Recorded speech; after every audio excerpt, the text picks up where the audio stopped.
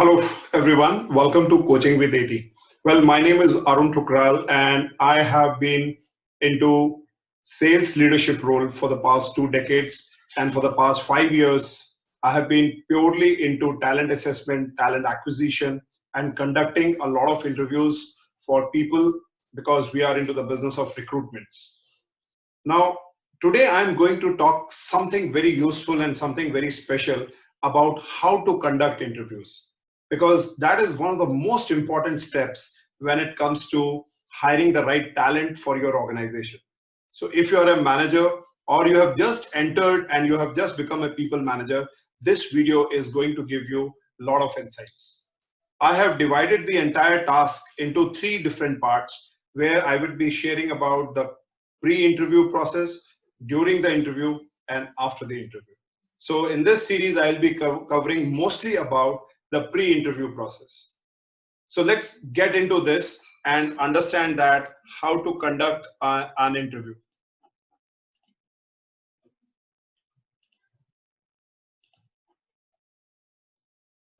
So before I get into that, how to conduct interviews, I'm sure you will agree that hiring the right talent is so very important for you and for your organization.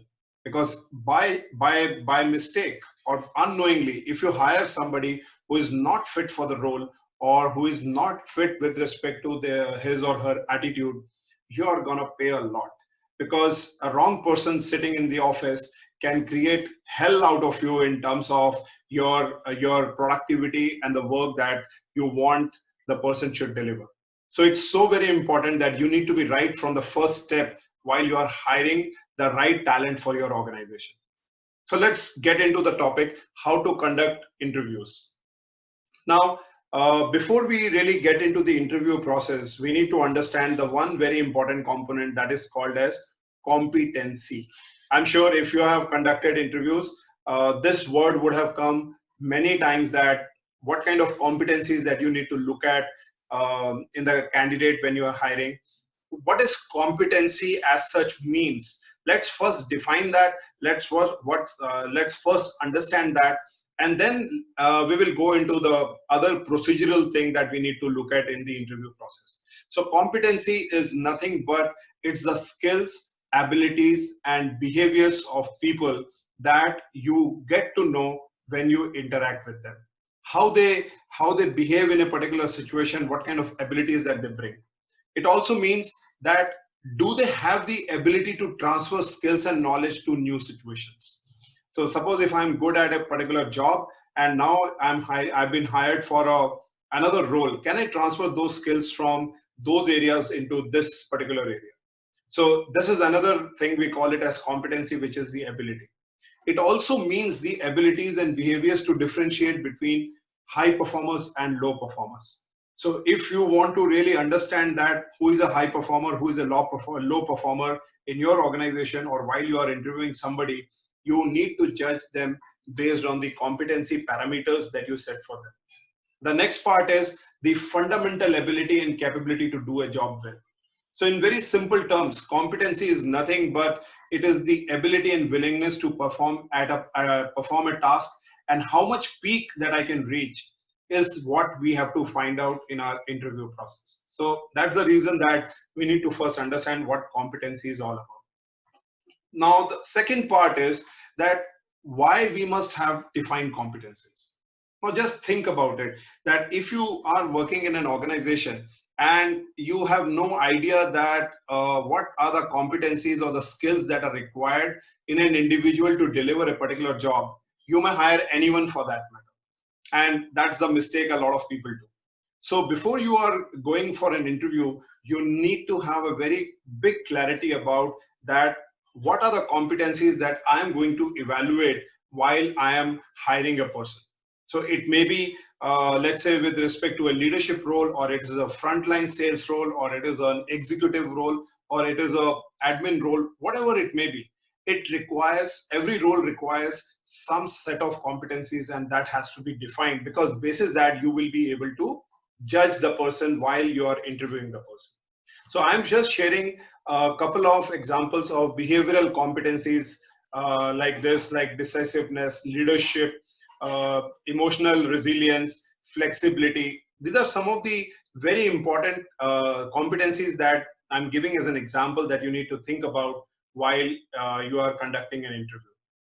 And then there are certain managerial competencies that can work across any business function. So one should have these competencies. So there are three sets that I'm showing. It includes knowledge management, change management, negotiation skills, communication, networking, problem solving skills, strategic thinking, and so on and so forth. So basis this bank or these some of the listed competencies, you need to first go into and check that which role that you are hiring and what is the must competency that you need to evaluate. After that, now comes the very important steps. Now let's say that you have a position in your organization and you want to hire people. You have also understood that what kind of competencies are required, and now you have already posted the job requirement on your job portal or through a consultant, and you have got these CVs. Now this is the time. The first thing that you need to do is you need to shortlist the CVs. So I'm sure this is the first step that all of us understand, that we need to look at the relevancy of the CVs. So one of the very important tip is read each CV twice. Don't be in a hurry about reading only the top part or the first part, or just getting biased by only reading the company's name.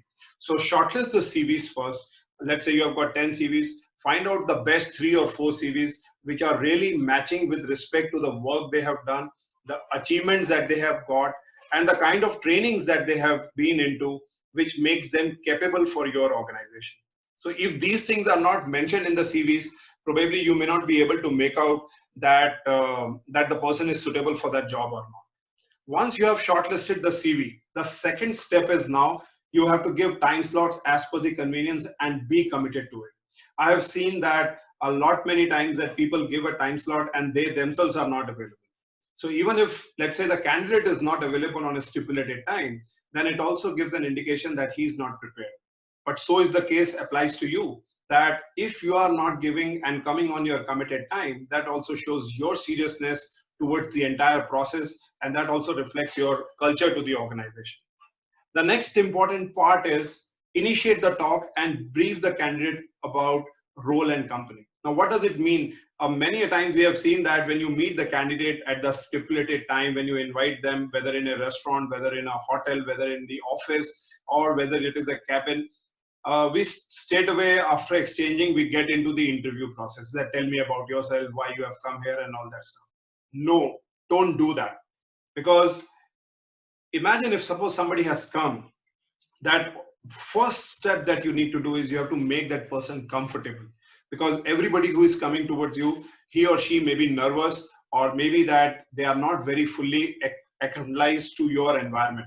So make them comfortable, make them relax. So one of the steps that you can do is you can offer them a cup of tea or a coffee or water, and ask them that how comfortable they are from the time that they have come. Was the venue comfortable to reach, and how are they feeling right now? Now based on that, once you have made them comfortable, then tell them that why you are interviewing them, what is the purpose that you would like to interview them, what kind of things that you would be evaluating while the interview process happens. So for example, tell them the role that they have applied for and what exactly you are looking in that role. Now this gives them some idea about it, that what exactly this person is, and it gives few seconds for them to settle down and be at ease. At the same time, this is an opportunity for you to tell them about your organization, that what this organization is all about, because they may have read it, they may have asked some friend, and they are not fully sure about the organization.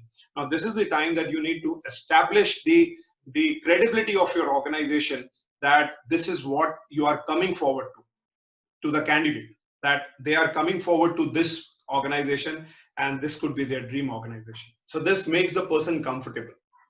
The next is interviews is a strategy and not a formula. What it simply means that you need to have a very clear thoughts that what am I going to ask? What is it that I want to drive out of this person? Because if you are not able to drive out of these thoughts, you may be biased. You may be thinking, sometimes you look at the dress and you feel that the person is not presentable. You start making judgments. Secondly, I've seen a lot of people that they become very judgmental in the first or the second answer. Don't do that. because a person is taking some time to pace it off. Give them adequate amount of questions and time, at least 15-20 minutes, to judge them that where they are right now. So don't become biased, be neutral throughout. And very important step which I always say is make the interview feel comfortable. Throughout the interview process, you need to encourage the interviewee, because once you encourage, you will try to dig out a lot of information from that person, because that's your prime role. So how you ask questions, what is your strategy of asking question, is going to define the best out of that candidate, because your purpose is to hire a candidate who is suitable for your organization, who meets the requirement of your organization. So this is the step, part one, where you need to prepare before the interview while the candidates reaches you. I hope you must have found it useful. And in the second series, I will be covering more about that, how to now prepare your questions, what exactly you are going to do. Thanks for watching and stay tuned for the next session.